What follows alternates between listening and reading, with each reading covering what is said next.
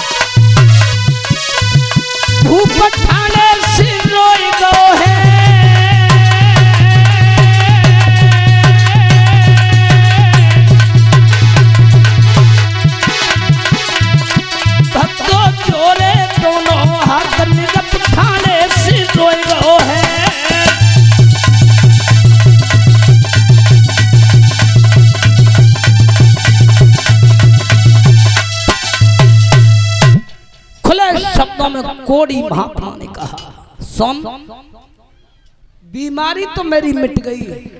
अरे राजा मानधाता में तो बहुत प्रसन्न हूं। तने रानी को मार दिया, बेटा को काट दिया, मेरा रोग मिटा दिया, अति प्रसन्न हूं तो।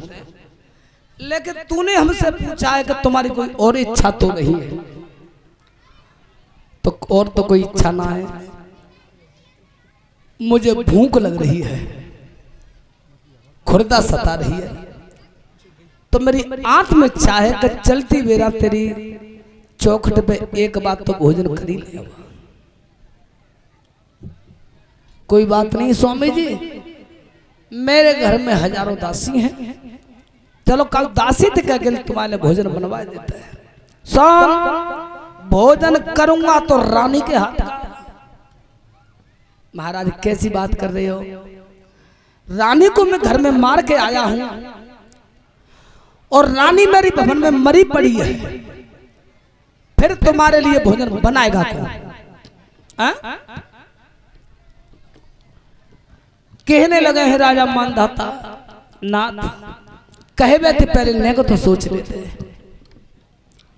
और महात्मा अपनी जिद पे, नहीं भोजन में करूंगा तो रानी के हाथों का ही करूंगा मैं। राजा मानधाता मन ही मन में विचार कर रहे हैं, भगवान जब बबजिया थे अच्छो पालो परो।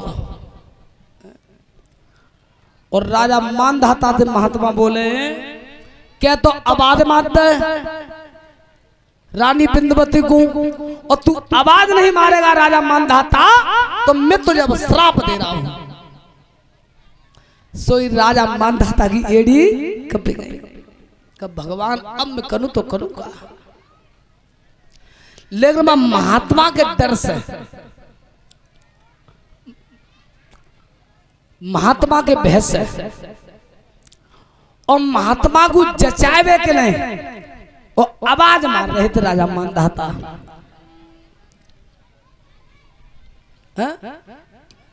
आवाज मार रहे थे। कोई शंका है क्या? बता दियो। पूछना भी जरूरी है।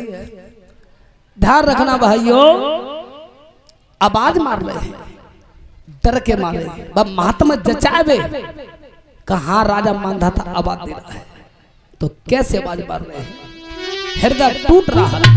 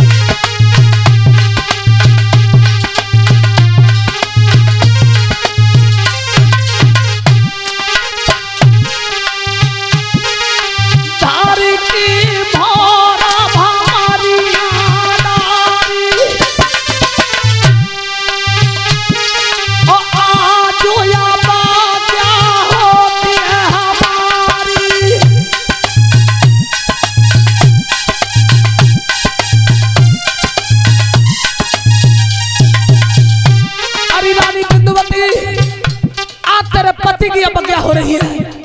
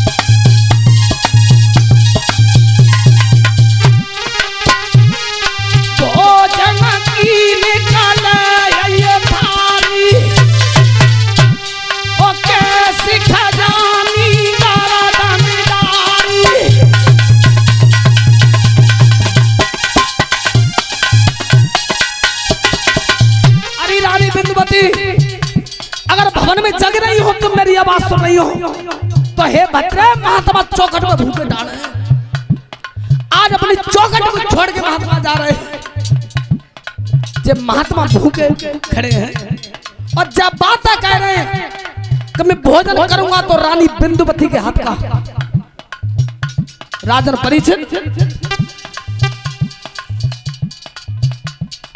इधर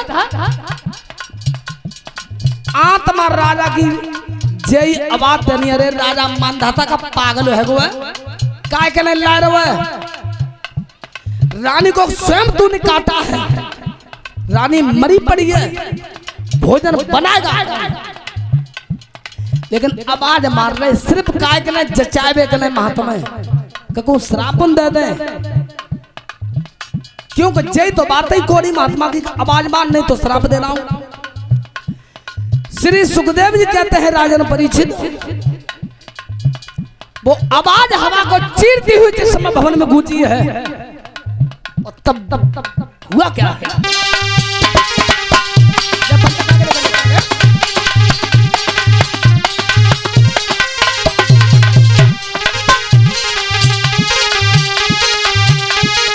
अरे जब परिया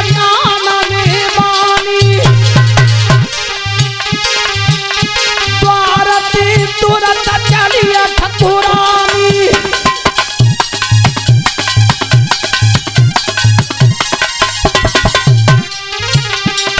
जैसे ही आवाज गई तो भोजन की थाली लेके और रानी बिंदुवती चौखट जैसे कदम आगे रखा और राजा आई बढ़ के।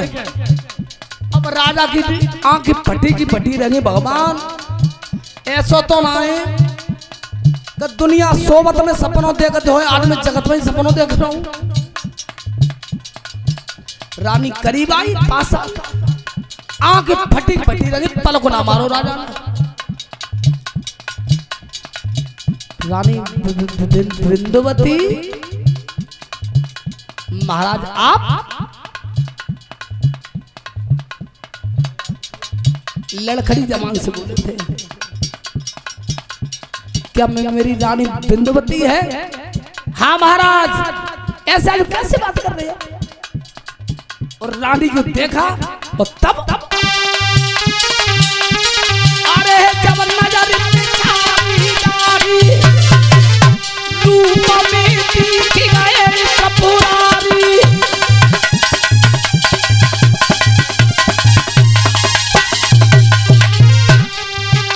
रूप में खड़े भरे कपूरारी और जोरा ठाड़िया सेलर कुमारी।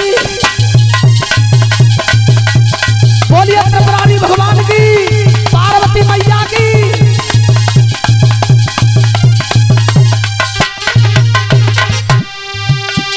जय गुरु महाराज सिंह उचारी और भैया मेरे परिवार नाम गितारी।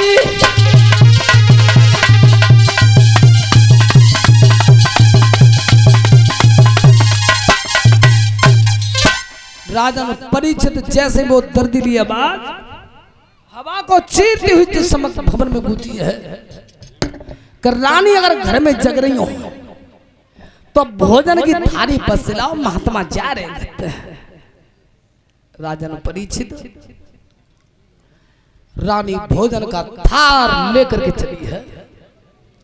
राजा मानधाता की आंखें फटी की फटी रह गई। जब पास में रानी आई है और वार्तालाप किया है, रानी बिंदुवती, हाँ महाराज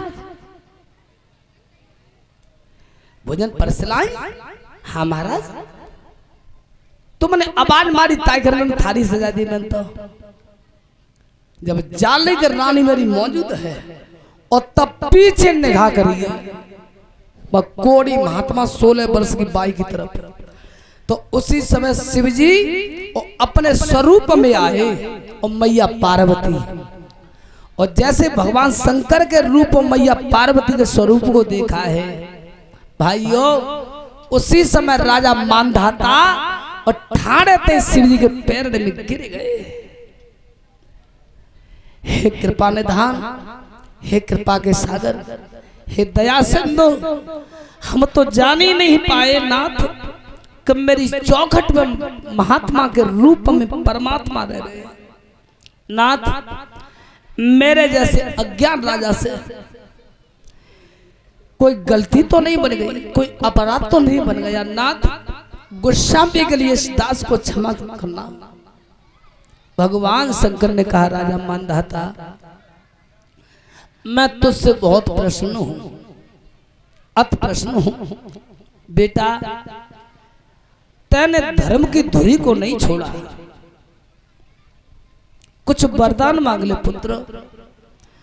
राजा मानधाता कहने लगे, नाथ वरदान देना चाहते हो तो मेरी एक विनती है कि जैसे तुमने परीक्षा प्रभु मेरी ली है तैसे और काऊ राजा की मत लियो। बोलिए शंकर भगवान की। अब भोले बाबा पार्वती भैया आगे के लिए बढ़े गए, आगे के लिए बढ़े।